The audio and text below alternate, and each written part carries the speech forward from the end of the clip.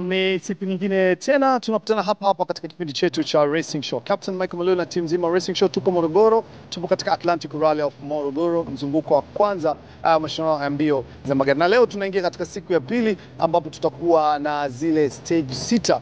Stage moja tukiwa tumecheza katika ile day 1. Na sasa tayari siku hii imekwisha anza, kwa maana kwamba madriver walifika hapa asubuhi na wakaangalia, wakaona badilishana mawazo na vitu kama vile, lakini yote kwa yote hapa magari yalikuwa park fermé na yakatoka hapa yakaingia moja kwa moja service kwa dakika 10 na yako tayari kwa ajili ya kwenda kuanza stage ya kwanza. Tutasikiliza baadhi yao wanasemaje, wameamkaje zile top car. Tutakuja kuona hapa katika hizi stage, loop ya kwanza na loop ya pili, nini ambacho kitakuwa kimefanyika. Yasin Nasa yupo car number 1, Gujit yuko nyuma yake na madriver wengine wanakuja nyuma. Kwa sasa kumbuka tu kwamba tuko na Atlantic Lubricant ambayo ndio wadhamini wa kipindi hiki, na tunaendelea kusisitiza tu endelea kutumia oil ya Atlantic kwa gari yako, kwa virutubisho. Yani ukitaka gari yako iwe katika hali nzuri, basi tumia oil ya Atlantic. Tupate mapumziko mafupi,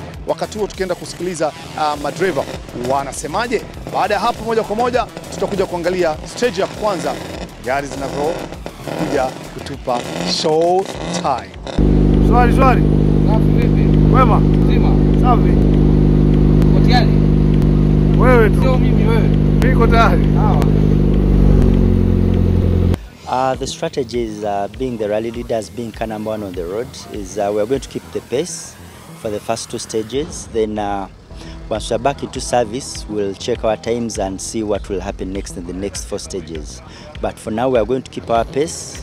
We will not take unnecessary risks. We are going to keep the pace, and then of course we are going to maintain. We will not back off, but we'll be a little cautious and maintain pace in the first 2 stages. Then after, we'll see the strategy for the next 4 stages.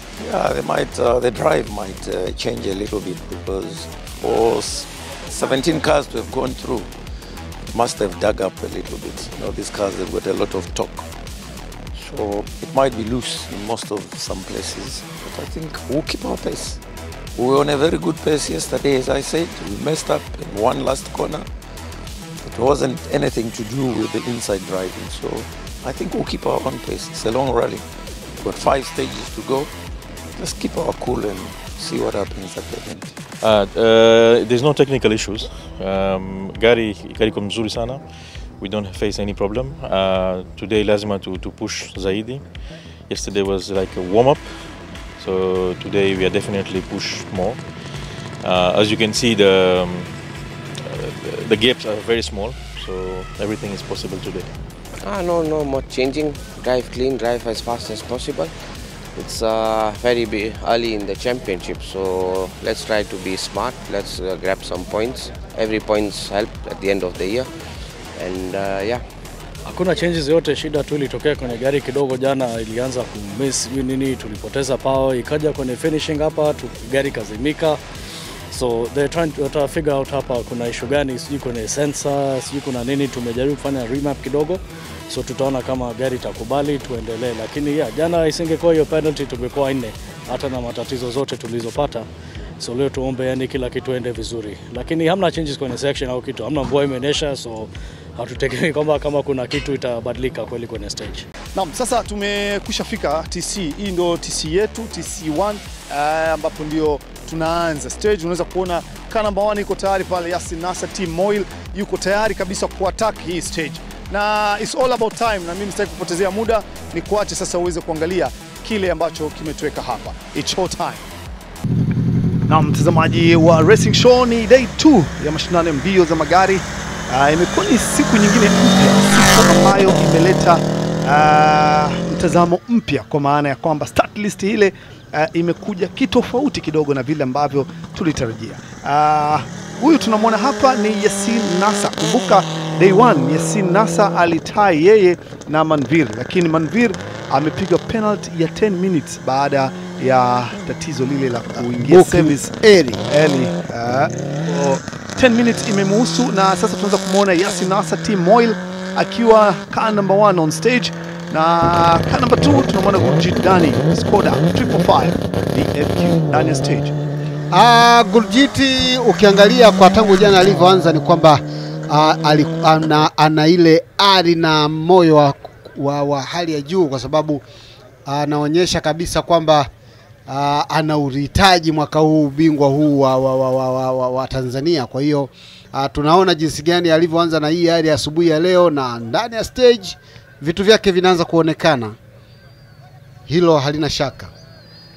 Na kila ambacho unajua, umesikia madriver walichozungumza, kila mmoja na confidence, lakini kuna ambao wamepata matatizo ya hapa na pale kama kina Gurjiti, kina Ajminda. Unaweza kuona naona hiyo ndio shida ya call zikiwa zimeenda tofauti na wewe mwenyewe dereva ambaye unaendesha. Naona ameikata mapema ama ndio ameikata mapema. Hiyo ni driving error. Hiyo ni driving error. Hiyo ni tatizo haliko kwenye gari, tatizo liko kwenye seat. Au haliko kwenye gari ama haliko kwenye navigator? Hapana, haliko kwenye navigator, hilo liko kwenye seat. Na maana ukisema seat na maana unamaanisha kabisa kwamba liko kwa dereva mwenyewe. Daram Pandya akiwa na GVB yake, unaweza kuona day 2 amerudi, tunaona gari iko full flat out. Ni burudani ambayo tunategemea kuiona hapa. Tutaona vumbi la kutosha, tutaona sideways, angalia sitting here, lakini imetoka wide sana. Sijajua and the way unaiona setting yake, lakini ukiangalia kwa ile flat out aliyokuwa anakuja nayo na amechelewa ku break, kwa hiyo lazima tu atatoka wide. Lakini nilishaanza kuiona kama ameanza kuiseti mapema. Ameiseti ndio, lakini break ile amechelewa, kwa hiyo lazima hata ukiseti itatoka tu wide. Hapo ndio yale mambo tunazungumzia, left foot brake. Yes. Unai-apply wakati gani? Wakati gani? Gari kama unacheza power. Imeanza ku lose, kwa hiyo tayari naona haiko kwenye ile pace yake. Haiko kwenye ile pace. Tayari naona gari ishakuwa na shida kidogo. Gari imepoteza power. Anajaribu kuipa lakini naona inakataa. Sasa sijui atamaliza hapa, naona anapaki pembeni kujaribu kuangalia. Uzuri yeye mwenyewe ni engineer, kwa hiyo anaweza haliumizi hilo. Naim Daudi Taita ndani ya gari mpya day 2. Tuweze kuangalia sasa mistake alizozifanya katika ile day 1, kwa maana ile stage 1 ambayo ndio stage hii tunataka tuone. Ameenda wide pia na yeye anarudi. Kazi ipo. Hii gari mpaka ije kwa mkononi. Haka kakibiriti kukaseti inatakiwa tu, yani ni wewe mwenyewe tu mkono wako. Mazoezi kwa sana basi, lakini kwa uwezo wa gari kama gari hilo halina shaka Michael. Inabidi afanye kazi ya ziada, kwa maana ya kwamba afanye mazoezi. Na ukiangalia kwa jinsi anavyoendesha yeye, lazima tu atakuwa anatoka wide kila sehemu. Kwa sababu yeye anataka ategemee nguvu ya gari, wakati nguvu ya hiyo gari ni kubwa sana kuliko uwezo wake binafsi.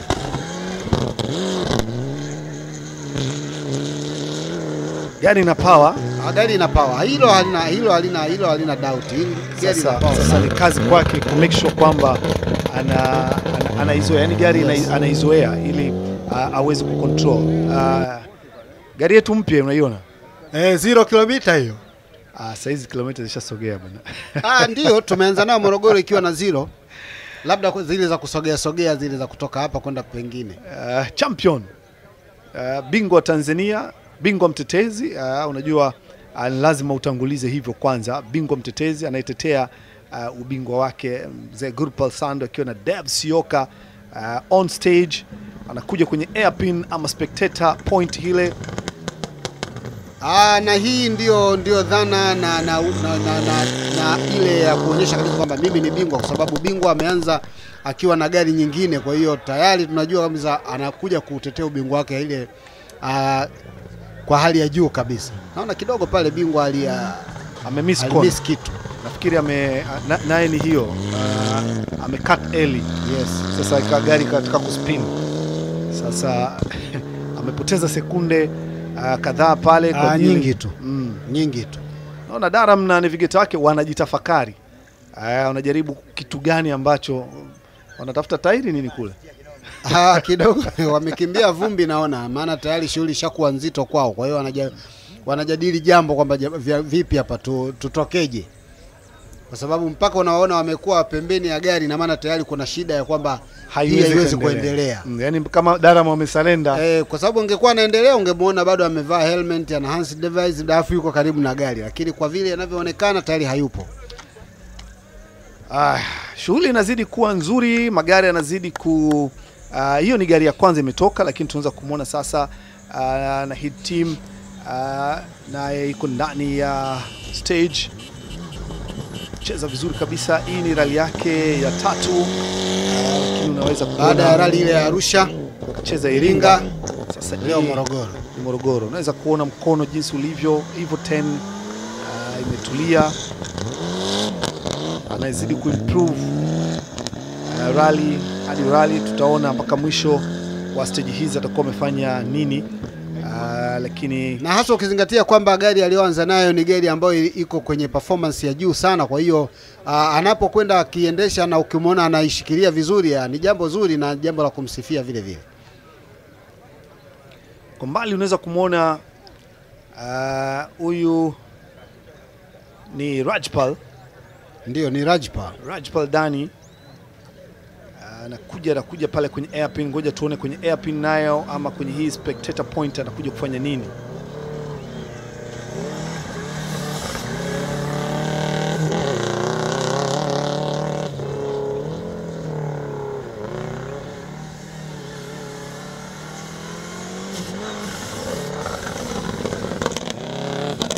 Ndio unaisikia sauti ya hii gari.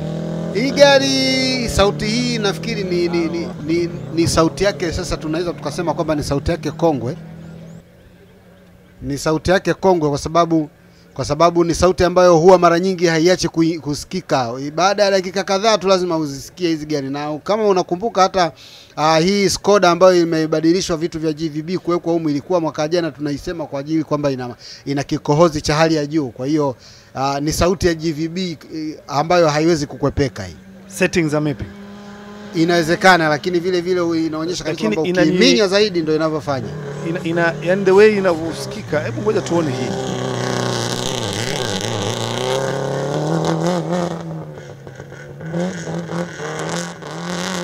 Hiyo ndio sauti ya N10 sasa.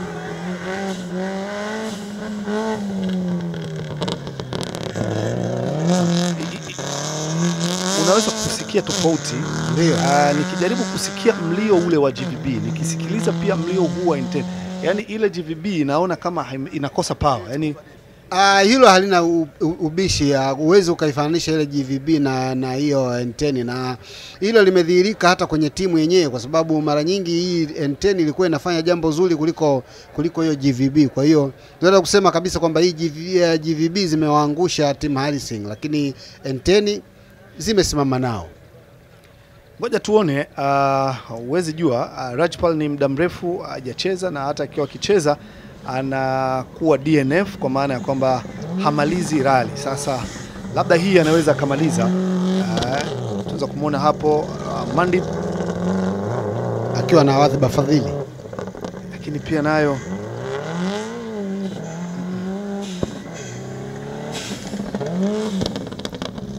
bado sioni power. Power ipo. Mimi ninachoona hapa katika tatizo ambalo lipo ni dereva kwenye kuengage gear. Ndio naliona tatizo hilo, lakini inawezekana labda kuna shida. Ndio maana inaengage gear kwa utofauti, sio? Yes, kwa sababu kuna kitu tofauti ambacho unajaribu kukisikia. Ndio. Sasa inawezekana maki hapa katikati hapa unajua wamefanya mapping. Sasa inawezekana mapping hii mpaka ije kuzoea mazingira, hali ya hewa na nini, na inategemea hiyo mapping imefanywa wapi, kwa sababu mapping inategemeana na terrain vile vile. Charles Biko akiwa na David Matete nao wako ndani ya stage. Subaru N12 tunaweza kuona nayo, tukijaribu kuiangalia nini ambacho watafanya ndani ya spectator point hii.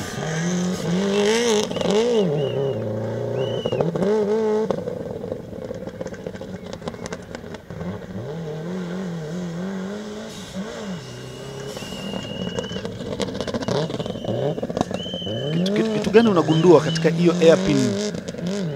Hiyo airpin inaonyesha wakati wanareki na sasa hivi wanavyofanya hiyo competition, kuna kitu cha tofauti sana, kwa sababu karibia watu wengi kwenye hiyo airpin hapo wana cut. Yasin Nasa bado yuko ndani ya stage.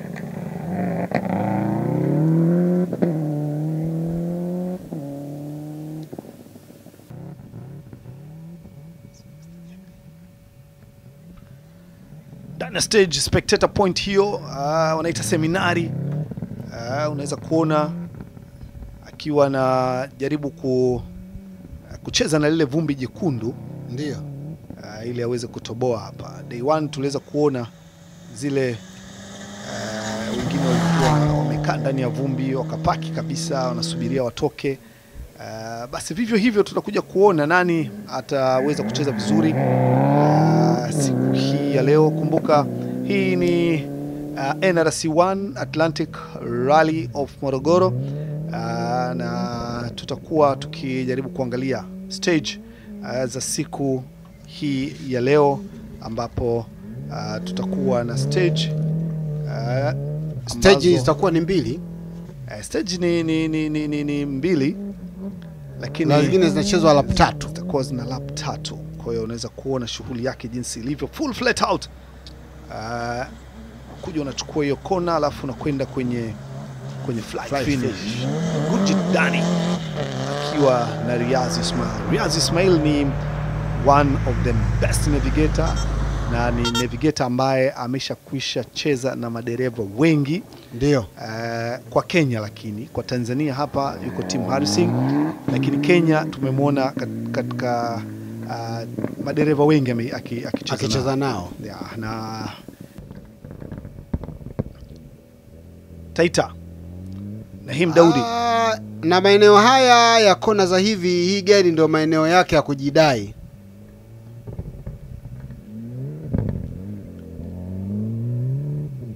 Naona amekuwa mpole, anajaribu kusoma sasa stage, kwa sababu mara ya kwanza tuliweza kuona alikuja na mbwembwe nyingi, akafanya sideways pale akajikuta amestaka katika dust yake. Safari hii naona amekuwa mtulivu kwenye hiyo kona. Akawa mtulivu kwenye hiyo kona kwa sababu kuna ile jana alitumbukia kwenye bango katikati. Sasa hivi amekuwa mpole. Amekuwa mpole. Discipline lazima ionekane. Champion. Unaweza kuona wazee wawili wakiwa ndani ya best car. Gari mpya. Angalia gari mzee, lakini na setup vile vile mpya. Alafu nimemwona Gerard Miller. Mzee alikuwa training kwa mzee Gerard Miller ni? Inawezekana. Mzee Gerard yupo hapa kwenye mchezo? Alikuwepo kwenye scrutineering. Okay. Akaniangalia gari vizuri, nikasema kuna jambo. Ndio. Au mzee anataka arudishe jeshi. Lakini nikiangalia pia driving skills ya mzee, na nikikumbuka maneno yake ya mwisho kwamba msifikiri sisi hatuwezi, na sisi tunaweza. Ndio. Unakumbuka kwenye ile prize giving. Lakini unaweza kumuona Nahid hapo akicheza vizuri, akijaribu kuonyesha kile alichokuwa nacho. Ndio. Ametulia, unaona. Na kwa Nahid, kwa jinsi anavyoendesha hivi, kiukweli kabisa ni skills ya hali ya juu, kwa sababu hasa ukizingatia kwamba huyu ni dereva ambaye hana siku nyingi. Kwa hiyo anachokionyesha kinastahili kusifiwa. Na mimi nafikiri akiweza kucheza msimu mzima huu, ndio mpaka akifika kwenye rally 2 za mwisho, itakuwa hatari. Kuna kitu tofauti tutakiona kabisa. Na akiweza kumaintain finishing, akiweza kumaintain finish, hata kama asipande podium nyingi, lakini akiweza kumaintain tu hizo finishing, basi itakuwa ni jambo zuri kwake, na itamtia hali ile ya kuweza kuwa anapanda anacheza rally kila siku na kuweza kuperform zaidi ya hapo. Namuona Rajpal amejaribu kucheza vizuri katika hii spectator stage. Unaweza kuona amejaribu kumaintain ile pace na racing line yake. Lakini unajua kila kitu tutakuja kuangalia kwa time. Na ukizingatia kwamba yeye kwa jinsi anavyocheza na hii pesi aliyokuwa nayo, bado haiwezi ikakuambia kwamba ni pesi nzuri sana kwake, kwa sababu hasa ukizingatia kwamba yeye ni mtu ambaye ameshacheza rally kwa kipindi kirefu, japo kwa mwaka mmoja au wawili hivi naona sijamuona kwenye rally. Anacheza, amecheza baadhi ya rally lakini ni DNF. Si zote. Yes. Na zote ametoka DNF. Kazi ipo hapo kwa Jiminda. Jiminda leo naona hii gari haimtaki kabisa. Gari inamkataa dereva. Ngoja tuone nini ambacho kitakuwa kikitokea hapa. Unaweza kumuona Manip Dani, good performance last year. Anakuja 2022 msimu huu, tuone ata perform vipi. Ameingia kwenye ile spectator point ya hapa seminari. Unajua kwa mtu kama Amandeep ni kwamba ni rahisi sana kukataliwa na gari kuliko pesi aliyokuwa nayo, kwa sababu hasa ukizingatia kwamba alikoanzia na mpaka sasa hivi alipofikia, inakuonyesha kabisa kwamba pesi aliyokuwa nayo sasa hivi ni kubwa kuliko uwezo wa hiyo gari.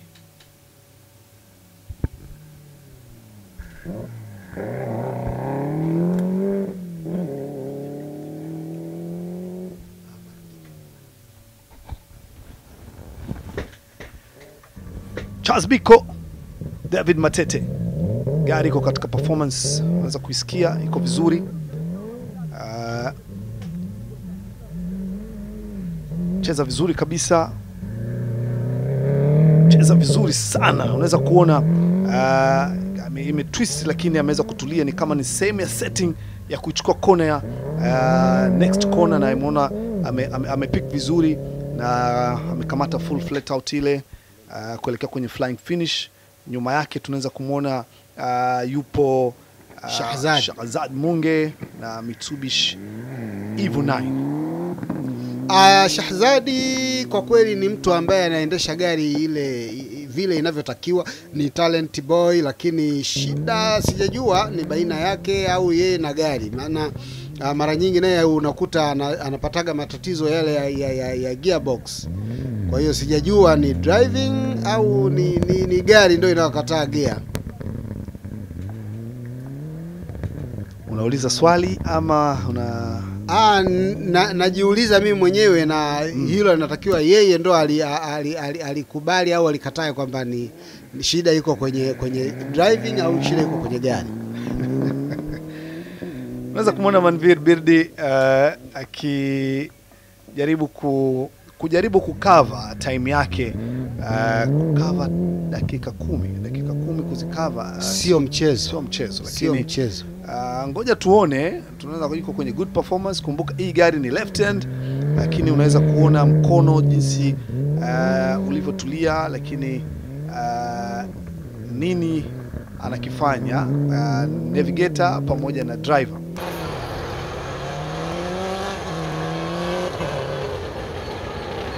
Stage 2.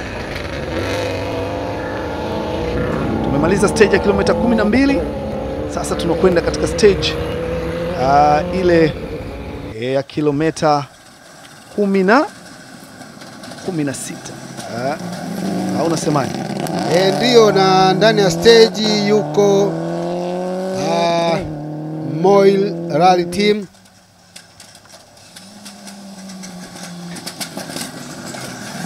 Ni popcorn tu ndo naingia. Hii inaitwa GVB Junior. Sasa unatakiwa ujue GVB Junior. Yule mwingine amepaki. Huyu ni mpya. Amekuja kuleta mapinduzi. Tungi West kilomita 16. Tunaweza kuona Proto Skoda yuko ndani ya stage. Tuone nini ambacho results zitakuwaje, performance ya hizi gari zitakuwaje. Ni swala la muda tu, na muda utakapofika kuweza kuliona hilo Michael tutaliona, kwa sababu tukumbuke kwamba tunakimbizana na muda. Kwa hiyo gari hizi mwisho wa siku tutahesabu time yao.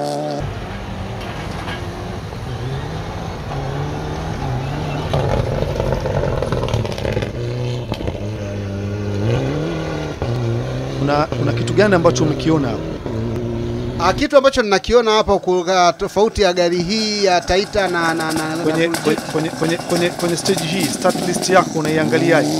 Kwa kweli kwenye hii stage ninavyoona shughuli itakuwa watu hawapo hapo au tayari hiyo ishaonekana kuna watu wameshakuwa si hawaonekani. Sasa hatujajua bado wanarekebisha gari zao ili wapate kuja hapa, maana uzuri hizi stages zinapigwa mbili kwa pamoja. Lakini kuna watu tayari huwaoni. Kutoka hapa unakwenda service. Ndio. Kwa hiyo kuna watu wamewahi kuingia service kabla kuja kwenye stage 2. Inawezekana. Ama bado anajaribu kurekebisha kuona kwamba nitaweza kuendelea ama nitaweza kuwahi ile 30 minutes after my time kabla ijawa dead time. Hilo ni swala la kusubiri. Ngoja tuone itakavyokuwa hapo mbele. Umeiona hiyo? Ndio, umeiona. Naona cosmetics zinaanza kubanduka. Evo 10 is a good power. Kumbuke kwamba ilitoka Ulaya, sasa iko Afrika. Kwa hiyo challenges za Afrika ndio anakutana nazo sasa. Sasa kama vile amemiss kona, anataka ku-overshoot. Ndio. Sijajua mzee anataka ameconcentrate kwa mashabiki kuliko kwenye gari au vipi, kwa sababu mara nyingi ukiconcentrate na mashabiki unataka useme mashabiki wasije wakaona kwamba nimekuja na gari mpya alafu gari inaniangusha. Kwa hiyo pale unapojiconcentrate hivyo bila kuingia kwenye gari moja kwa moja, lazima kuna vitu vya tofauti vitaonekana. Nakwambia hii gari kuna mlio tofauti, kuna kitu, mafua, kikohozi vimeambatana kwenye hii gari. Gari ina miss. Haina power. Haina. Hilo halina hata ubishi, haina.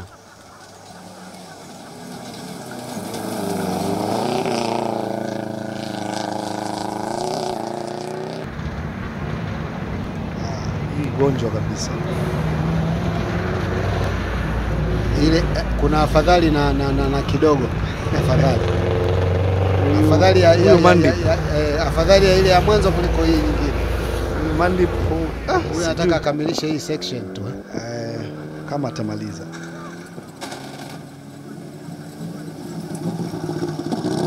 Anaona mpaka hata mpiga picha anafanya kuifuata kwa nyuma.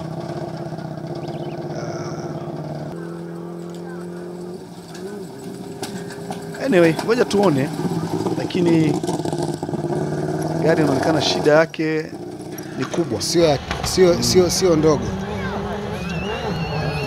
Nafikiri Charles anaweza kumkuta. Anaweza kumkuta ndani ya stage. Hilo halina shaka kwa sababu gari iko power. Iko vizuri gari ya Charles Biko. Iko power ya kutosha. Sikia. Ashindwe sasa yeye tu hapo kutupa matokeo. Lakini unaona kabisa gari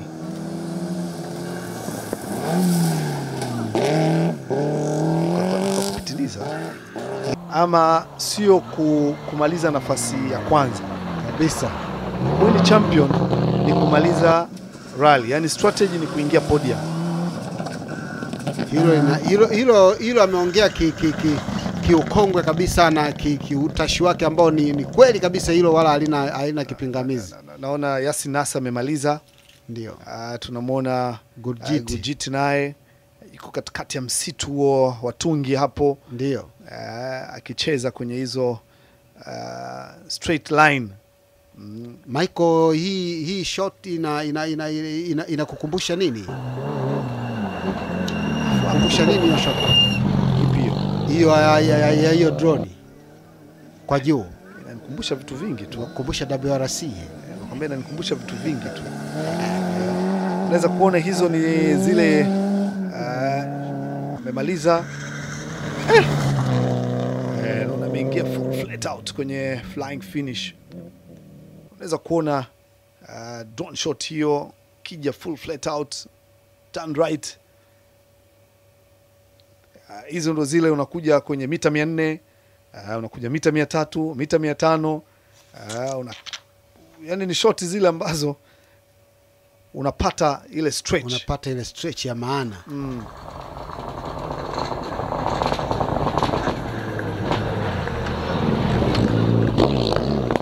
Yani kama alichelewa kubadilisha gia.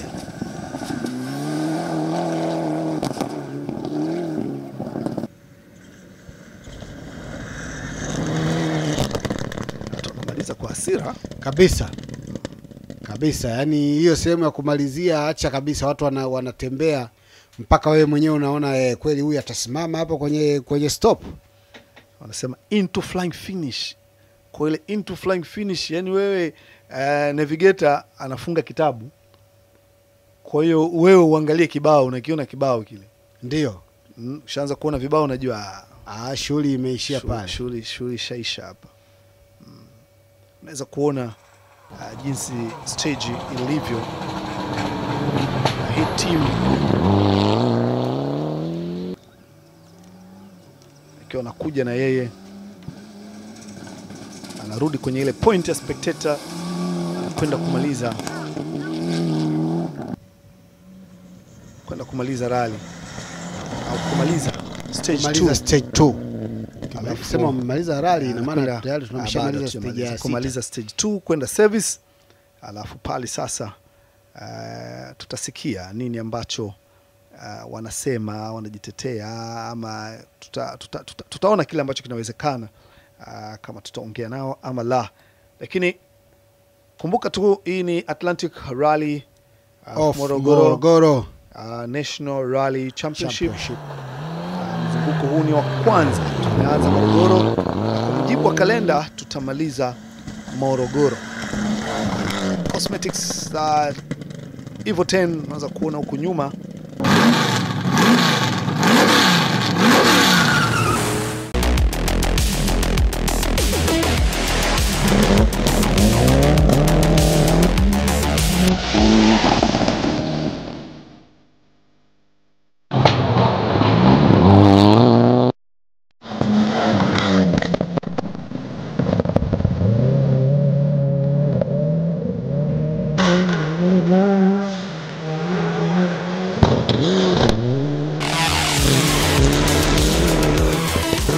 Bwana, mambo yanazidi kuwa mazuri na unaweza kuona ushindani unazidi kuwa mkali. Huku nafasi ya kwanza tunaweza kuona Gurjit anakimbiza stage ya kwanza, lakini unaweza kumuona Yasin Nasa, tunaweza kumuona Nahim Daudi.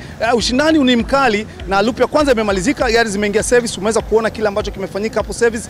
Kila mmoja amejaribu kufanya service na nini, tukutaka kusikia kutoka kwao, lakini tunataka tuone nini ambacho kitakuwa kinaendelea katika loop hii ya pili, alafu baadaye ndio tutakuja kusikiliza sasa nini ambacho wamekutana nacho ndani ya section. Baadhi ya madereva tayari wameshaanza kupata technical fault, wengine tayari wamekwisha toka kama Darampandia, lakini tunaweza kumuona Mandip pia hali yake hatujui kama ataendelea ama vipi katika loop hii. Yote kwa yote tuone katika loop hii ya pili nini ambacho kitatokea. Kwa sasa ni kuache tena uendelee kuangalia ndani ya section.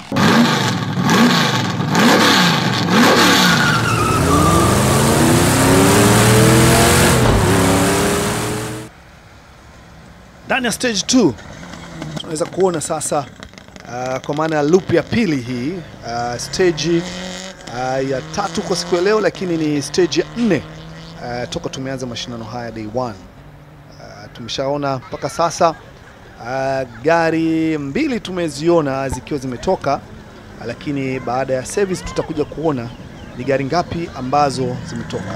Tuangalie kile ambacho kinaendelea katika spectator point hii.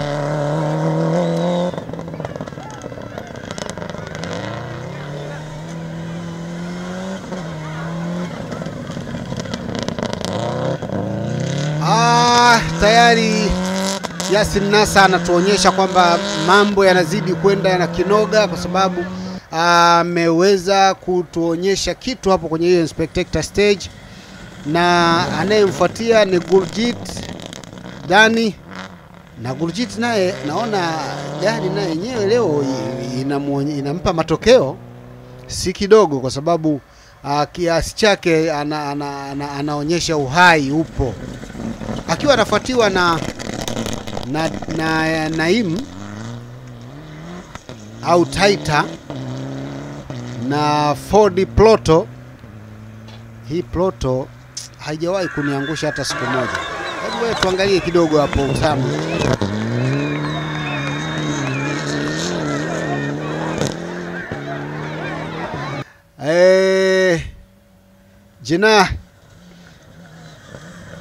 Jinan Rally Team naona na yenyewe hii ni Sierra Zulu. Hii ni Sierra Zulu? Sierra Zulu Rally Team. Huyo sponsor. Shida ni kwamba na yenyewe ina nani nyingi maji. Okay. Sasa tunajui kwa Jamil au sponsor wote sponsor. Okay. Jamil si technical. Okay. Garage sponsor. Na ndio trainer wake, sio? Okay. Na hii team na hii naona kidogo saizi ni tofauti na vile ile lapu ya kwanza. Lapu hii naona kidogo ameongeza pesi.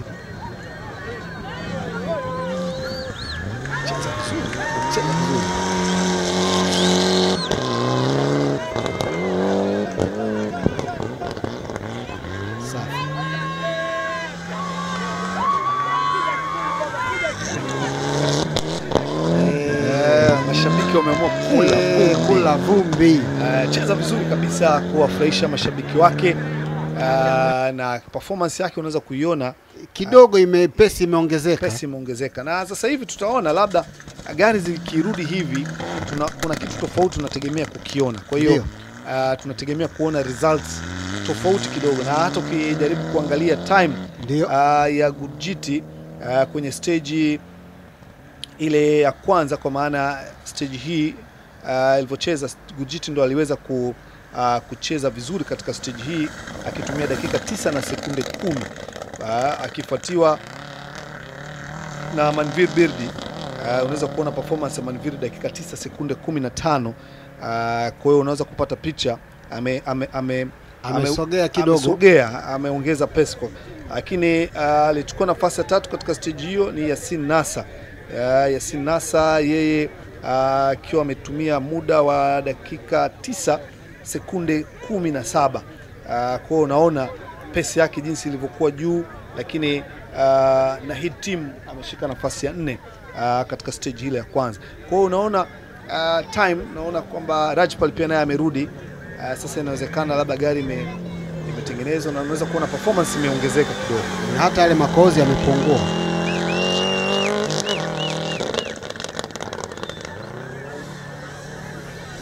Sasa hivi anacheza, unajua hii kuna kitu tofauti sasa naona kwenye uchukuaji wa hii kona. Ngoja tutaona na wengine vile ambavyo walikuwa kiendelea, lakini unaweza kuona katika stage ile ya 3, stage ya 3 ameweza kuongoza Nahim, kwa maana ya stage ya 3 kwa siku kwa rally nzima. Okay, sawa. Kwa rally nzima hii ni stage tunazungumzia stage ya 3 time.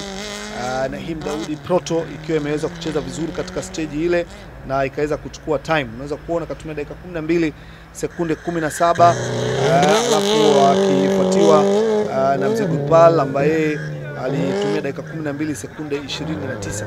Kwa hiyo tunaweza kuona ile nani inaongezeka na utofauti unaanza kupatikana, wanabadilishana. Yani time ina change, yes, toka kwa mtu kwenda kwa mwingine. Yes, kwa sababu ukiangalia kwenye ile stage 1 day 1 alichukua Manvir pamoja na Yasin Nasa, ndio alafu akafuatiwa na Gurjit. Lakini unaona day 2 stage ile amechukua Gurjit, ndio. Kwa unaona kitu tofauti kwamba Gurjit ambaye alikuwa nafasi ya pili ameongeza pace, ameenda kuwin ile stage ambayo yeye alishika nafasi ya pili. Lakini Manvir ambaye alishinda ile stage ameshika nafasi ya pili ameshika nafasi ya 3 kwenye hiyo stage. Nafasi ya pili ikiwa imekwenda kwa nani? Ikiwa imeenda Manvir ameshika nafasi ya pili. Sawa, alafu nafasi ya 3 ikawa imekwenda kwenye nani? Imekwenda kwa Yasin Nasa. Kwa unaona zile gari top 3 wamebadilishana, wa juu kaenda wa chini kaenda juu, na wa juu kaenda chini, wa chini karudi kati. Yes, kwa wale walio tie, mmoja kashika namba 2, mwingine kashika namba 3. Alafu kwa unaweza kuona nafasi za watu watatu wamecheza kwa kupishana ndani ya stage moja. Kwa ni kitu ambacho unaona kwamba pesi yao inafanana. Ndio. Different seconds haziko kubwa sana. Kwa hiyo tutegemee kuona, labda sasa tuangalie. Na ukumbuke na hizo gari vile vile zina utofauti. Mwingine anaendesha Mitsubishi, huyu anaendesha Skoda na mwingine anaendesha GVB. Kwa hiyo tunaangalia na changes za gari vile vile. Kwa hiyo tuna gari 3 tofauti, madereva wenye pesi moja. Kwa maana stage 1 wamecheza vizuri, wao ndio wameingia top 3. Ndio. Lakini day 2 stage hiyo ni wao tena wameingia. Yasin Nasa from Uganda, Ali Katumba, unaweza kuona akiwa anapiga hizo hampu hizo.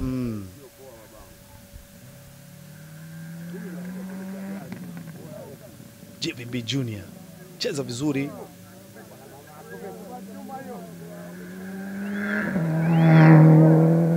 Naona ameshadondosha kioo cha nyuma, lakini unaweza kuona jinsi alivyotulia anaposikiliza call ya navigator wake.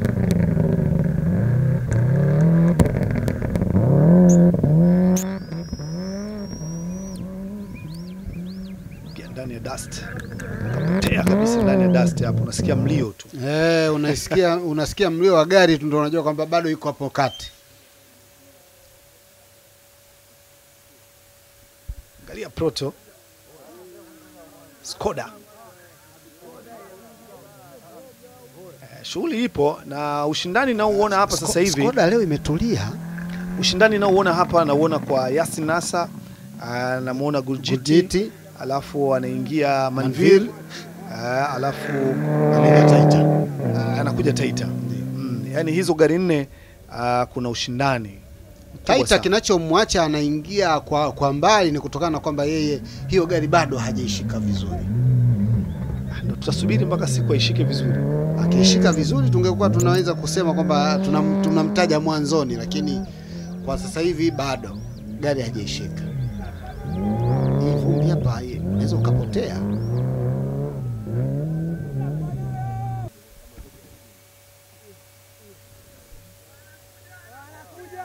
Naweza kumsikia kuwasikia mashabiki huko wakijaribu kuzungumzia Proto Ford ikiwa inakuja, imeshikiliwa vizuri. Ndio. Chukua kona kwenda kwenye airpin ile.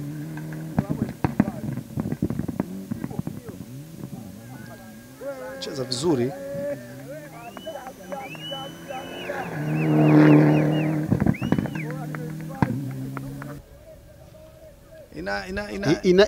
Inafurahisha na inaridhisha kwa kiwango chake, kwa sababu kwa day 1 ambayo unaona mtu ndio siku ya kwanza anaanza kuishika gari yenye performance kama hii, lakini anaitendea haki. Gari ina power nzuri. Ni yeye mwenyewe tu kutumia akili zaidi, kwa maana ya concentration yake, lakini pia wanasema ile good view. Ndio. Yani pamoja na kwamba unaambiwa na navigator wake, lakini sight yako, view yako iko vipi? Unaona njia yako vizuri? Ndio.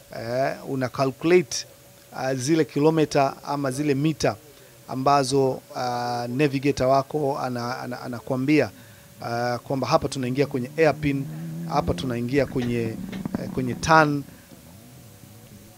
Una calculate vipi? Kwa sababu kupewa note ni kitu kingine, lakini ku calculate ili kuweza kuichukua hiyo kona ama kufanya airpin, kufanya spinning, vitu kama hivyo, inategemea sana na driver, accuracy yake, concentration yake, mind yake ikoje kwa wakati huo.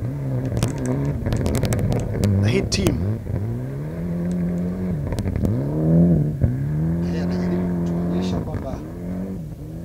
anajaribu kutuonyesha kwamba yuko bado vizuri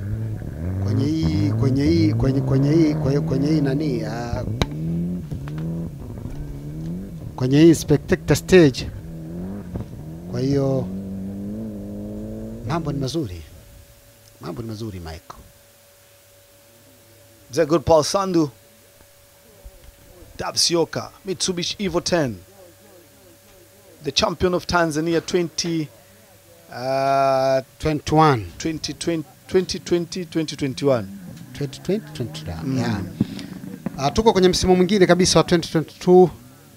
Asante sana. Asante sana. Yeah. Ame attack very fast na ameweza take off immediately. Ndio. Gari kikuruhusu basi usiangushe. Naona mzee, unaona kabisa kwamba twende hivi. Mzee anajaribu kuonyesha mpaka kwa mikono, kwa sababu unajua uzuri wa Davis, yeye ana watu wa kuweza kusomea watu wale kwa notes bila kuonyesha direction na wakawa wanaenda, lakini kwa sababu mzee wangu ndo yuko chini kwenye upande wa pace, kwa hiyo unakuta lazima muonyeshe na zile direction kwamba ingia hivi, ingia hapo. Charles Biko, David Matete, unaweza kuona gari kikiwa imeshikiliwa, kitenesi kikiwa kinadunda. Hii maana yake ni kwamba suspension ziko sawa sawa. Ziko sawa. Sio kayaba. Mbona gari imedunda lakini imetulia. Imetulia, yes. Kwa maana hiyo setting zimekaa sawa sawa. Haivuti kulia wala kushoto.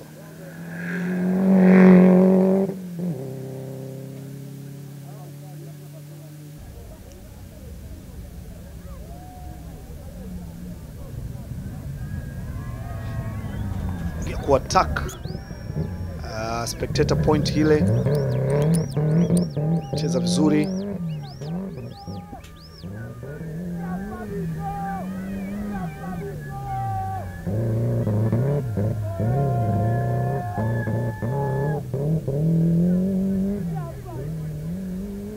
Kama ameipoza hivi, anajaribu kuvuta level pale.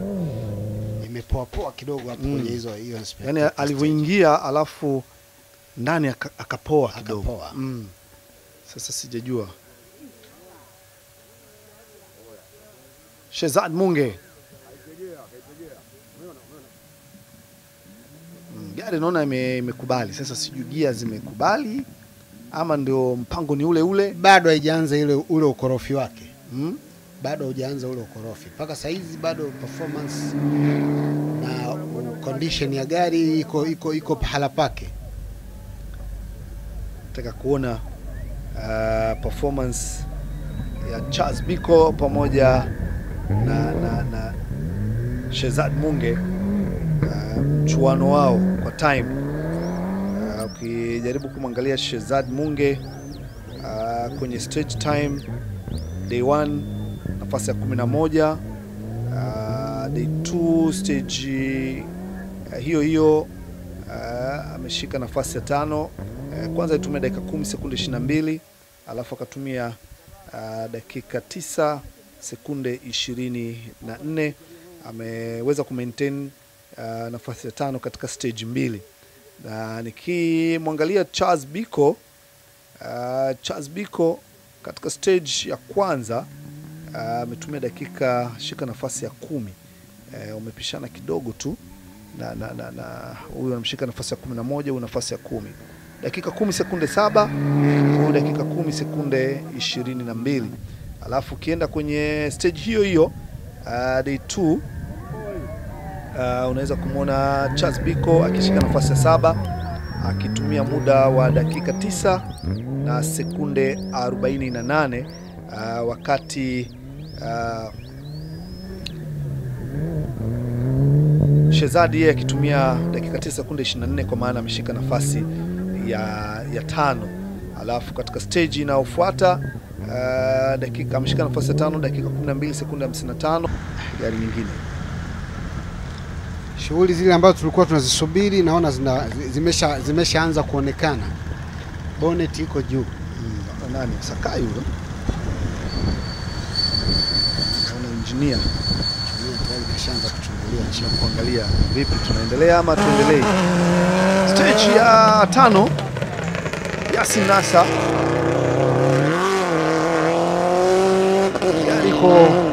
Iko vizuri. Naisikia mlio, unajua kabisa hii gari iko sawa sawa. Naanza kuona msitu wa tungi huu. Green imekubali kweli kabisa, lakini vumbi lipo kama kawaida. Unaweza kuona anavyokimbizana.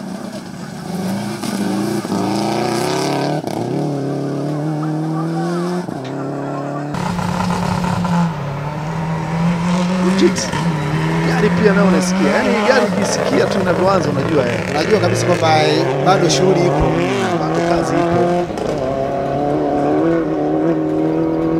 Kazi bado ipo. Tunachotaka tu kuona hapa gari ngapi zitamaliza katika loop hii ya pili, stage ya 5.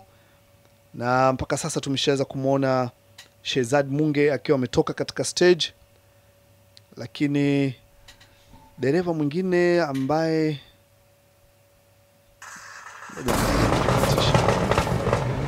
kuna dereva nani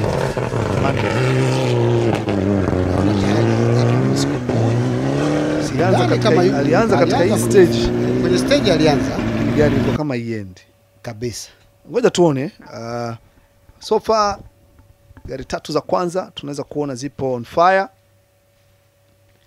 lakini mpaka sasa tumeshathibitisha gari ya Daram Pandya iko nje, lakini pia gari ya Ajminda Dani pia nayo iko nje. Kadhalika tumeweza kumwona Shehzad Munge naye pia akiishia kwenye finish. Nafikiri pale ndio mwisho wake, maana hajaonekana huko kwenye kustati section ya 5.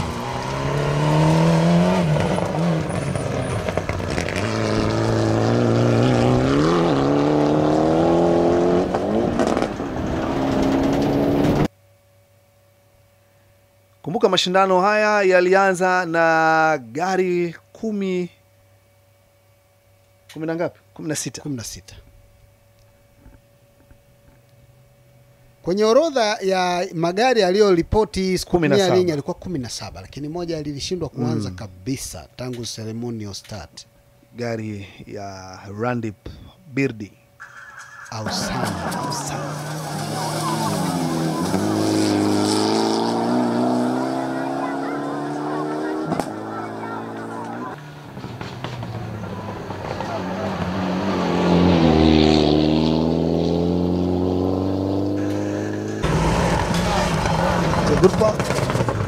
Yuko ndani ya stage, yani yuko vizuri. Tunaendelea kuangalia katika stage ile ya 4.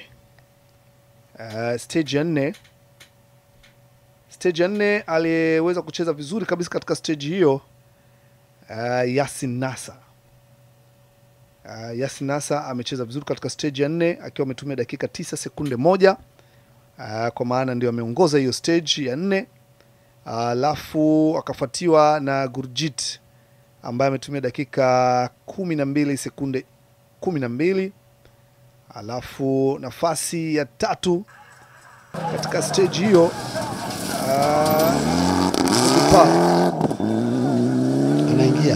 ameingia katika nafasi ya 3. Akiwa ameweza kucheza vizuri akitumia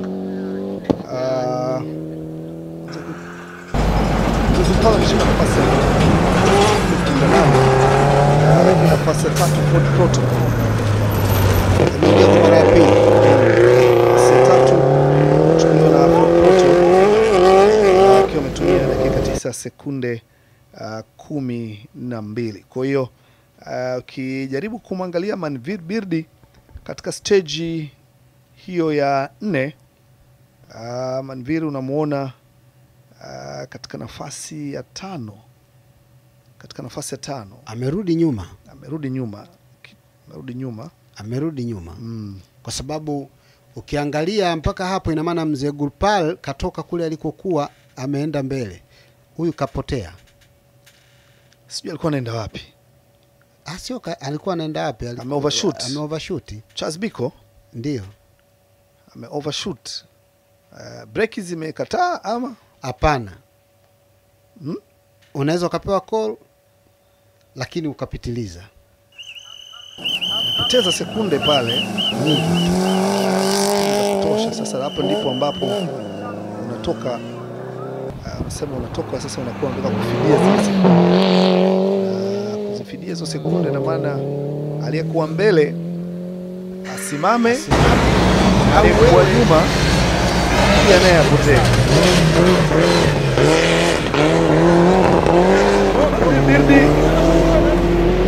Yuko nyuma ya Charles Biko. Ndio.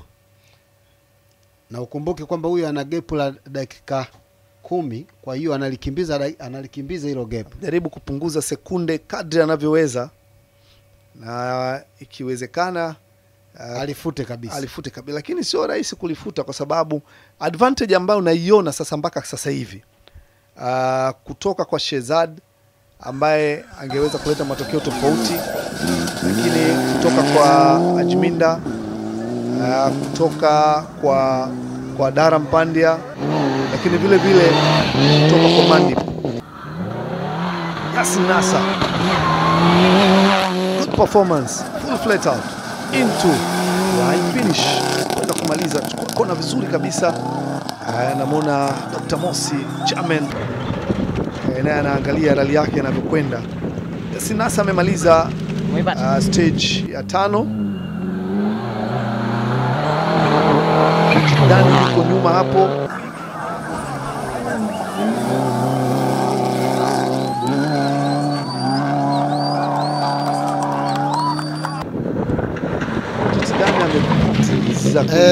Mbali mno. Hiyo ni kuambia kwamba alikuwa na hasira tangu kabla ya kufika TC. Hizi gari 3.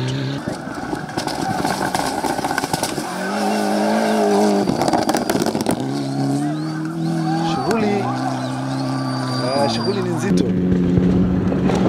Naye amepitiliza.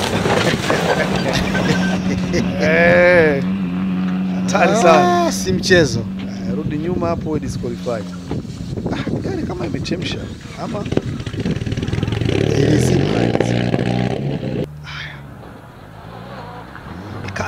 ni kazi ambayo inaendelea hapo. Stage ni ya 5. Stage ni ya 5. Speed time hapo. Naona Nahid naye kidogo alikuwa anawasha dabwaza. Tayari shughuli sio nzito. Itakuwa tayari ameshapata technical fault ndani ya stage. Mzegulpal anakuja vizuri na gari iko sawa sawa. Hapa Mzegulpal tuko tumemsahau. Mzegulpal yuko nyuma hapo, anakimbiza mwizi kimya. Ona amemkuta kwenye TC, means kwamba ameshamchapa kabisa. Kwa sababu sio hata Charles Biko atakuwa amemchapa vile vile. Nahid vizuri kabisa. Charles Biko anajitahidi kusema. Ukijaribu kuangalia time katika stage hii, Proto imeshinda hii stage. Proto imeshinda hii stage kwa 51 sekunde 51. Unaweza kuona kwamba hii stage fire kabisa. Unaweza kusema hii stage kila tunavyoenda ilianza na 12 kaja 11, sasa hivi imefika 9.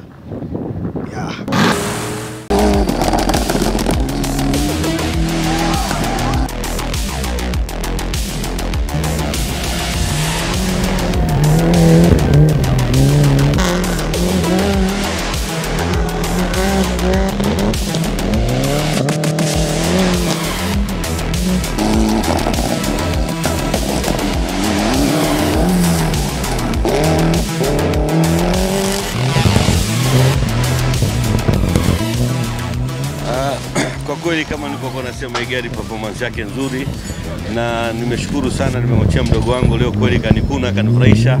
Kwa hiyo na imani kwamba gari kama mashahidi wote mlipokuwepo leo kwenye barabara imeenda kwenye mkono salama. Nilikuwa na mashaka sana na mdogo wangu, lakini leo kanifurahisha sana na nimefurahi kumwachia gari kwa sababu najua hii gari haijazoea kumaliza namba 2.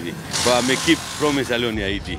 Hongera sana na Taita. Watu wengi walitegemea performance ya gari ingebakia kuwa pale pale position ya kwanza. Kwa loop 2 ambazo umeshapiga, nini ambacho umeiona power ya gari au kitu gani ambacho kimekufanya labda uwe kwenye position hiyo? Yani kwa upande wa power inayo gari inao power nyingi kuliko mimi naweza control. Kwa hiyo hapo sasa hivi najifundisha vipi kuicontrol hii gari, ndio naenda nayo hivyo taratibu.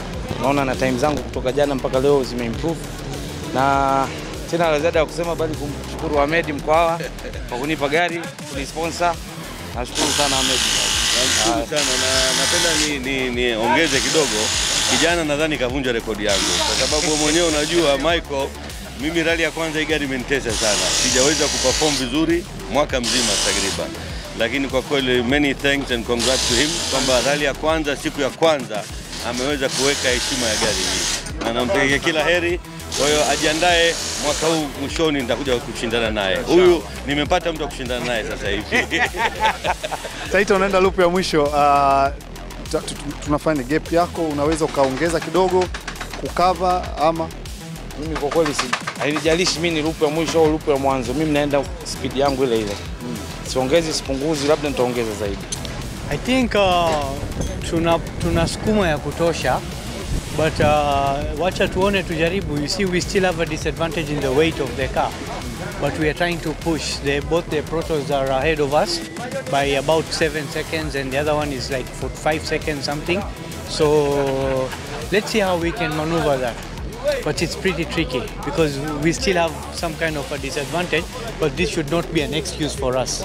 Any technical issues? No, not really. We just lost a windscreen, the rear windscreen, I don't know where. We suddenly saw a lot of dust coming in, so it was a bit of disadvantage, but we are good. We are good. The car is performing very nicely and we are okay inside the car, very well. Kweli hamna sasa hivi, Mungu amesaidia. Gari iko clean, yani kawaida ni air cleaner kusafisha nini, kucheck bolts na nini, lakini haina shida. Sisi lengo la kwanza ni kumaliza salama, lakini obviously tutapush kujaribu kuchukua ile position ya juu, lakini vinginevyo Mungu akipenda itakuwa ndio hiyo hiyo. Gari iko sawa, ina misfire kidogo. Naona kuna shida na temperature gauge, kwa hiyo ikipanda ndani inaanza kumiss. Tumedisconnect sasa, tuangalie kama itakuwa sawa. Tuna enjoy tu. Hatuwezi kusukuma sana sababu tuko nyuma sana. Kwa hiyo tuna enjoy. Loop 2 za kwanza zilikuwa ngumu kidogo, sababu loop ya pili tulipata damage ya suspension za mbele. Kwa hiyo tukapunguza pace kidogo, tunaenda easy ili tuweze kumaliza. Lakini sasa hivi tunafunga nyingine, hakika tutaongeza pace yetu, tutarudi juu zaidi. Competition unaonaje? Na position ambayo mpaka sasa mpo? Competition iko juu bado. Na nataka bado tuendelee kupanda tupate hapo. Ikiwezekana tufike podium leo, hata nafasi ya 3. Nafasi hiyo ipo, gap iko. Gap hiyo tukipush tutaweza tukapata. Kwa kweli tumeenda vizuri na gari iko vizuri. Tatizo ni moja tu ambayo imenisumbua section ya pili na tumerudia tena. Nafikiri ni system, ni brake system sio nzuri, brake pads zinapata moto. Kwa hiyo nikipiga section moja nikitoka naenda kuingia ya pili nakosa brake kabisa. Kwa hiyo tunajaribu kwenda hivyo, tunatumia hand brake, hydraulic hand brake na brake, foot brake mpaka nasimama. Kwa hiyo tumekuja tunajaribu kuangalia kitu gani nasababisha tubadilishe brake pads tuweze kuendelea. Tumepata pancha section ya kwanza tu. Karibu zaidi ya nusu tumeendesha kwenye pancha. Alafu tukatoka hapo tukamaliza section. Sasa tunabadilisha pancha, sasa imeharibika kule chini. Hata kutoa ile tairi na kurudisha tairi nyingine nayo ilikuwa ni shughuli. Tumepoteza muda mwingi sana. Hata hivyo tumechelewa kuingia kule kwenye section ya pili. Baada hapo tumeendelea vizuri, lakini hata kidogo kuna ile uchovu kidogo ya pancha nini imesababisha kidogo. Lakini hiyo round ya pili tumeenda vizuri.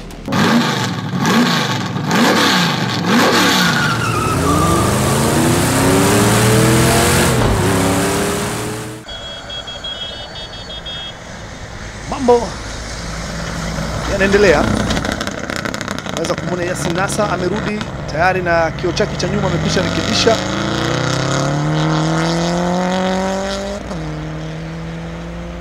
amerudi, yuko vizuri, kwa maana ya kwamba anakuja sasa kwenye loop ya lala salama, loop ya mwisho ya mashindano ya Atlantic Rally of Morogoro NRC1. Unaweza kuona kwa mbali ile flat out yake, chukua vizuri kona, maintain time yake, amecheza podium katika stage zote 5. Hii ni stage ya 6, tunategemea kuona kama ataweza kumaintain hiyo kati ya nafasi ya kwanza ama ya pili itamuhusu. Kama ataweza kumaintain kucheza ndani ya podium katika stage hizo, kwa maana au wengine wanaingia na kutoka, lakini Gurjit pia ameweza kumaintain position 1 and position 2 katika stage zote. Ukiangalia Gurjit katika stage ya kwanza alishika nafasi ya pili, stage ya pili akashika nafasi ya kwanza, stage ya 3 nafasi ya 3, stage ya 4 nafasi ya pili, stage ya 5 nafasi ya pili. Kwa hiyo Gurjit na Yasin Nasa wako kwenye position nzuri sana mpaka sasa. Katika calculation unaweza kumwona Gurjit nafasi ya kwanza, anafuatia nafasi ya pili Yasin Nasa kwenye time. Angalia Skoda Proto ikiwa kwenye flat out ile, imeachiwa kwelikweli. Setting nzuri kabisa, the way ameifanya setting ile, una assume kwamba gari inaingia sideways kwenye kona, ina attack vizuri kabisa kwenye kona. Baada anakwenda na flat out kwenda kwenye airpin za spectator stage.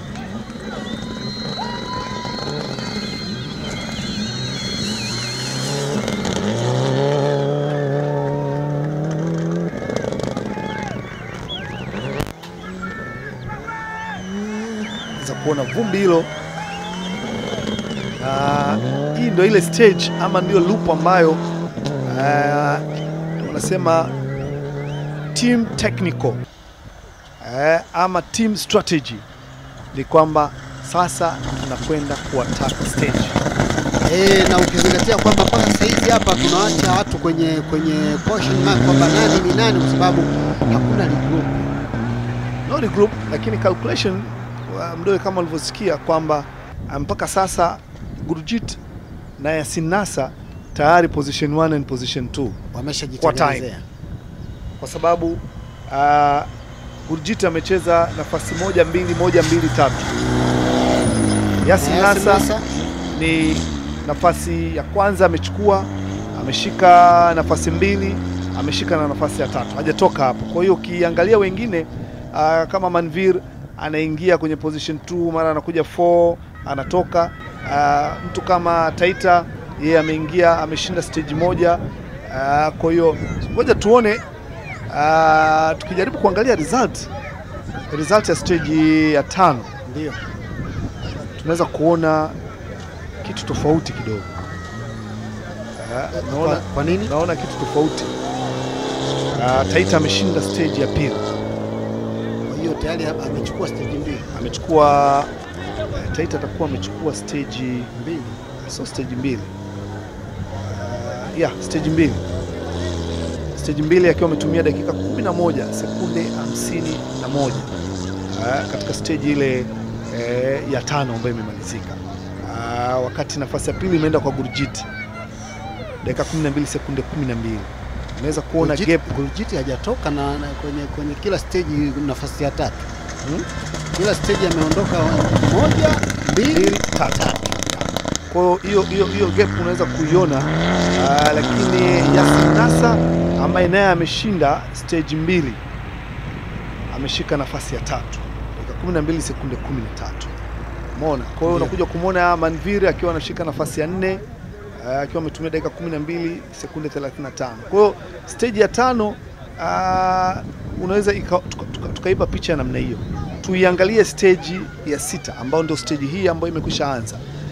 Nani atacheza vizuri katika stage hii? Najaribu kumwangalia Taita, naona kama gari inaweza kuzoea, lakini naona Mzee Gurpal kama gari imezima. Ndio. Gari imekata moto.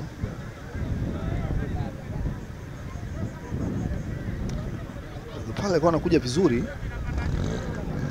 imewaka.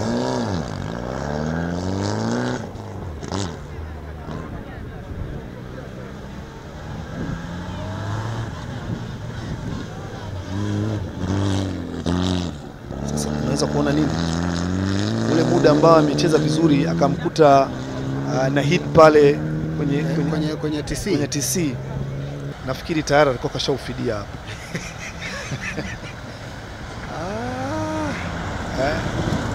Dali na nusu. Atakuwa kashafidia tayari. Ndio. Charles Biko anakimbizana, bado yupo position yake. So far toka ameanza stage ya kwanza mpaka kufikia sasa yeye amepanda sana, ame-maintain kwenye position ya 6, ya 7, ya 9.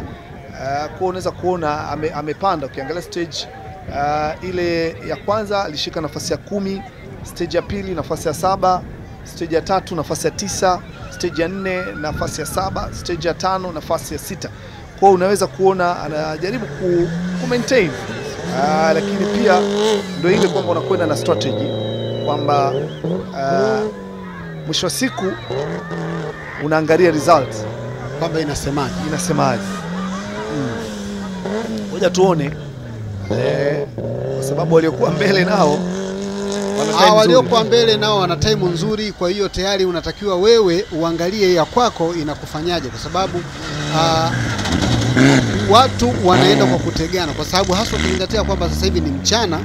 Kwanza kabisa joto limepanda, na joto likiwa limepanda vile vile na watu tayari wameshaanza kuchoka, na magari vile vile yameshaanza kuwa yamepata moto sana. Sasa chochote kitakachokuwa kimekuangusha, basi uje mwenzako hapo anapata advantage na anakupita.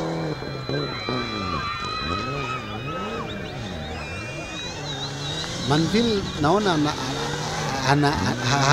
anataka adhihirishe kwamba kama isingekuwa zile dakika 10 basi ingekuwa ni shughuli kweli kweli.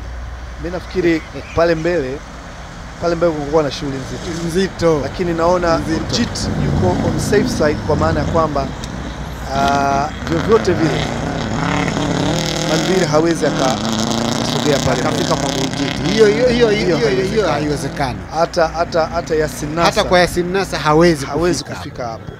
Kwa hiyo hata kwa Taita ili afike hapo labda mtu hata kwa Taita hawezi. Kwa hiyo wako kwenye safe side, isipokuwa ushindani uko pale mbele.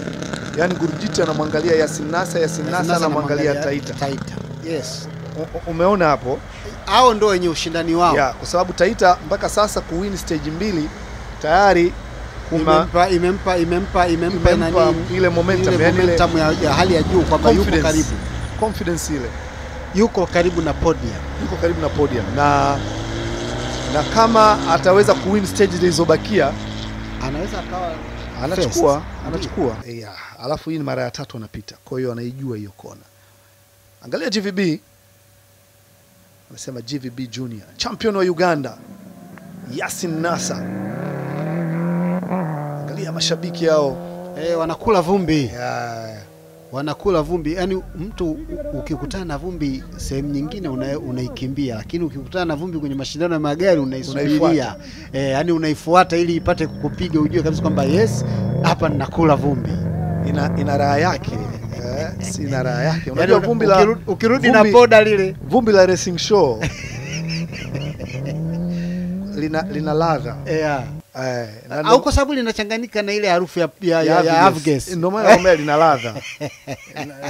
Tukikwambia kula vumbi, na hata akili yako inafanya kazi haraka haraka, kwa sababu inachanganyika na avgas mule ndani. Ndio. Angalia mashabiki. Watu wanakula vumbi kwa kuishangilia. Toto iko on fire. GVB iko on fire. Sasa alafu Ford Proto nayo iko fire. Kwa hiyo shughuli ipo hapo, ila Gurjit muhimu hizi gari zifike zimalize, alafu ndo tutakuja sasa kuweka hesabu sawa.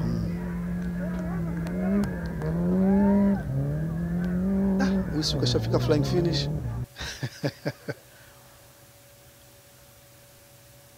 Shughuli ipo. Hizi gari tatu,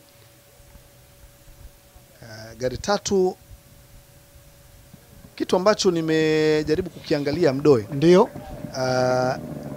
performance ya Nahim ndio kwenye stage zile za mwanzo haikuwa nzuri, lakini baadaye ameanza kuizoea gari na ameshajua kwamba ni sehemu gani anatakiwa labda aifidie. Kwa kwenye zile nafikiri flat kwenye kona anajaribu kuipa, kwa sababu gari ina take off, gari ina power, ndio kwa hiyo anajaribu kuishindilia. Ama sijui Ahmed ameenda kuongeza kachumbari maki. Hapana, nafikiri nimemuona anazunguka zunguka. Kuna neno atakuwa amelichukua kutoka kwa Ahmed kwamba fanya hivi, hiyo gari ndio inavyotaka.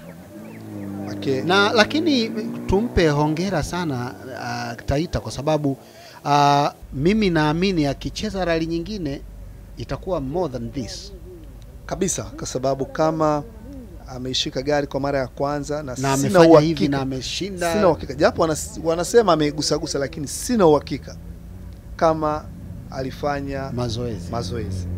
Sina uhakika na najua hajafanya. Anaweza kawa alitest tu breki kama zinafanya kazi basi, lakini kuijua power ya gari nafikiri amekuja kuijua power ya gari katika stage za Morogoro hapa. Na naona ana cruise. Unajua kuna kuendesha na kuna cruise. Ndio. Sasa nafikiri gari itakuwa ina shida. Hapa ndipo ambapo Charles Biko anahitaji kufanya la ziada ili kuweza kumrudisha nyuma kwenye time kabisa. Na naona Charles Biko naona kidogo na yeye ameongeza pesa. Pesa yake imeongezeka. Na sio kuongezeka tu, anajaribu ku-maintain pesa yake. Na kwa sababu hii ni stage moja to go, one stage to go. Kwa hiyo una stage moja mkononi. Amepoteza sekunde hapo kwenye vumbi hilo. Poteza sekunde kadhaa hapo kwenye vumbi. Hii spectator stage ukijimwambafai hapa unakutana na vumbi lako alafu linakukalisha. Hiyo ndo maana yake. Sasa lazima uje very strategic kabisa kwamba una attack vipi, na kama unataka ku attack very fast katika kila kona ili uweze kuliwahi. Ukidelay 2 seconds angalia hapo. Yaani ukitaka kuliwahi uliwahi kabla ya. Umeona kama hapo unaona ameliwahi, lakini sio kwamba ameliwahi kwa kiwango kile. Yes. Kwa hiyo mambo ni moto. Stage imekwisha anza huko, mambo na hii sasa ndio lala salama. Lala salama imeshaanza. Ukisikia lala salama ndio hii sasa. Unaweza kuona jinsi watu wanavyotaka kuona. Sasa hii bwana amekuja mwepesi. Alafu Simoni Yasinasa tena.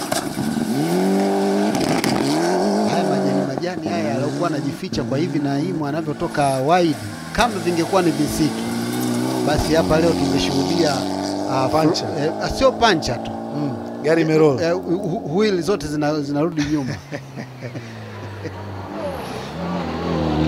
Kitu pekee ninachokiangalia, kuna magari mengine sasa naona yameshachoka. Sio magari tu, hata na watu wenyewe vile vile wameshachoka.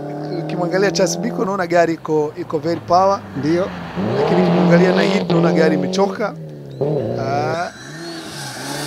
Ukimwangalia Manvir naona gari iko power. Gurjit nimeona gari imeingia kwenye power, lakini naona kama vile imechoka. Lakini kwenye results stage ya 6 Taita amechukua stage. Amechukua stage ya 3. Sio mchezo. Amechukua stage ya 3. Taita anaweza akafanya maajabu. Akifuatiwa na Gurjit. Akiwa amechukua stage, akiwa ameshika nafasi ya pili, Gurjit Dani. Lakini nafasi ya 3 imekwenda kwa GV Yasinasa. Bado anaendelea ku-maintain ndani ya podium ya stage. Na ukiangalia mpaka sasa hivi wenyewe tayari washajijua kabisa kwamba sisi hapa juu ni muda tu, lakini tutajua nani mmoja wapo anakamata namba 1. Lakini pia unaweza kumuona Manvir akiwa ameshika nafasi ya 4 katika stage hiyo. Nafasi ya 5. Kweli kazi kuendesha rally ama kazi ku-maintain. Nafasi ya 5 imekwenda kwa Charles Biko. ameweza kucheza vizuri, ameweza kuingia kwenye nafasi ya 5 katika stage hiyo. Ngoja tuone hii stage. Angalia gari zinavyotoka. Yasin Nasa nafikiri kuna shida ndani ya stage. Mwangalie Gurjiti anatoka, lakini sio power ile ambayo tunaijua hii gari. Tayari shughuli wako tayari, yani saizi ni kwamba kuomba Mungu tu gari imalize salama. Naona gari zinatoka zina hazard. Gari ya pili lakini naona imechoka kweli kweli. Simoni Yasin Nasa, naona Charles Biko anakuja. Cheza vizuri kabisa. Kwa hiyo hapa kuna shughuli nzito. Gurpal naye ameshatoka. Yasin Nasa it means kama ametoka ama anabadilisha pancha, sijua. Anaweza kuona Manvir vizuri kwenda kwa attack stage. Calvin Taylor. Mashabiki wanajitokeza ni wengi. Mashabiki hawana hilo halisi la kuuliza, mashabiki ni wengi tena sana. Na ukizingatia kwamba rally ya Morogoro lazima iwe na mashabiki wengi kutokana na sehemu yenyewe ilipo hiyo. Taita namuona ndo anakuja. Maki nishasema naye alikuwa sijamuona. Kwa yuko nyuma ya Fayaz Chanda. Alikuwa anajaribu kutafuta upenyo lakini haupati. Ila anaona Fayaz, nafikiri ni Jamil yule alikuwa anamwambia bana, hebu pishe mtu yuko nyuma hapo. Nafikiri amedelay karibu dakika 10. Kuna sehemu atakuwa alipata shida, sasa ndio maana ukakuta watu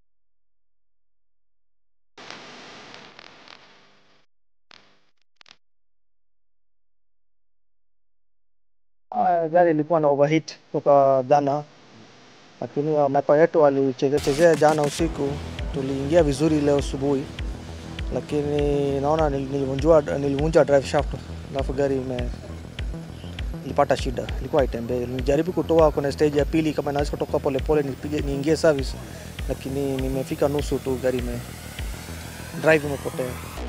Rally imeenda vizuri, tumeenda na pace yetu sababu tulikuwa nyuma sana, kwa hiyo tunashukuru Mungu tumemaliza salama na tumepata points nzuri. Season it's a long season. Yeah, loop ya mwisho ilikuwa sawa, ile sensor tulitoa na naona iko sawa sasa. Kwa hiyo looking forward to Iringa now. Siku ya leo ilikuwa tough, kwanza joto kali. Na gari loop ya pili ilitusumbua kidogo suspension, lakini tukaweza kupambana kubadilisha. Loop ya tatu tukapush tunavyoweza mpaka hapo kuisha. Lakini competition ilikuwa very tight. Strategy yetu ilikuwa leo ni kumaliza rally. Kumaliza rally nafasi ya juu vizuri. Ilikuwa strategy yetu kubwa. Na nadhani tumefanikisha kumaliza. Sasa tunasubiri matokeo ili tujue tuko position gani. Mashabiki yangu kwanza nawashukuru sana, timu ya Mapiano wako juu. Na vile vile nawashukuru hata wale wani support, sponsor wangu. Nawashukuru sana na tutazidi kuwafikisha mbali. Tulikuwa tumeamua kuipush sana, lakini obviously gari ilikuwa inaenda vizuri tangia asubuhi. Stage za mwisho kidogo tumekaza buti, tukavunja diff ya mbele. So kifupi ni kwamba Mungu ametuweka na ametufikisha hapa. Na gari obviously ilikuwa haikimbii. Kwa hiyo tumeweka tu gear namba 3, race ndogo, speed 40 mpaka tumeingia flying finish. So yani all in all tunamshukuru Mungu kweli. Pressure ilikuwa kawaida. Unajua tunafanya rally miaka nyingi sasa hivi. Kwa upande wangu nilikuwa sina pressure, lakini ukweli ni kwamba madereva, hata dereva wetu wa Uganda Yasin Nasa naye ametupa competition nzuri sana. Kwanza tunamkaribisha pia kuja kucheza hapa, anacheza vizuri mno. Bahati mbaya na yeye hakumaliza, but obviously difference ya sekunde 7 au 14 tuseme top 3 drivers ni kitu ambacho sidhani kama imewahi kutokea, na ilikuwa ni changamoto mpya kwetu pia. Na mtazamaji wa Racing Show, nafikiri umeweza kuona burudani ama furaha ile inapokuwa inahitimishwa mara baada ya jua kali vumbi, ushindani na msuguano ambao unajua ushindani ni ushindani. Unapokuwa kwenye mashindano hakuna urafiki, hakuna timu, mnakwenda kushindana. Mnakuwa na backup katika timu na unafahamu kwamba mwaka huu tumekuwa tumeintroduce ushindani pia wa timu kwa timu. Kwa hiyo unakuta kuna wakati timu zinashindana kweli na kuna wakati unaona kabisa kwamba kama effort ya mtu mmoja kuhakikisha kwamba anairescue team. Kwa yote tumeweza kufanikiwa kumaliza. Nafasi ya kwanza imekwenda kwa timu Harry Singh, Gujidani. Nafasi ya pili timu wa Mapiano, Charles Biko pamoja na David Matete. Nafasi ya tatu tumeweza kuona ikienda kwa Manvir Birdi, team BRT. Na washindi wengine kama ulivyoweza kuwaona hapo akina Nahid team, lakini pia tumeweza kumuona Calvin Taylor pamoja na washindi wengine kama kina Altaf Munge. Wote hao wamemaliza. Haikuwa kazi rahisi. Section 7, siku 2 za mashindano ndio tumehitimisha hapa. Shukrani za pekee kabisa kwa Mount Uluguru Rally Club kwa kuwezesha kufanikisha hii rally. Lakini ziada kabisa, shukrani za pekee ziende kwa Atlantic Oil, bora kabisa kwa virutubisho vya gari yako. Ukitaka kutumia oil, tumia oil ya Atlantic. Mimi naitwa Captain Michael Malue. Niwashukuru timu yangu ya Racing Show kwa kuwa nami hapa, kwa kuendelea kupiga kazi, kwa kuendelea kukupa wewe kile ambacho unakiona. Lakini yote kabisa nikushukuru wewe mtazamaji ambao unaendelea kulipia kingamuzi chako cha Azam TV kuhakikisha uondo kama huu huwezi kukupita. Yaani hii kula vumbi hapa haiwezi kukupita katika TV yako. Hadi wakati mwingine tena, nikuache kwa sasa uangalie vipindi vingine.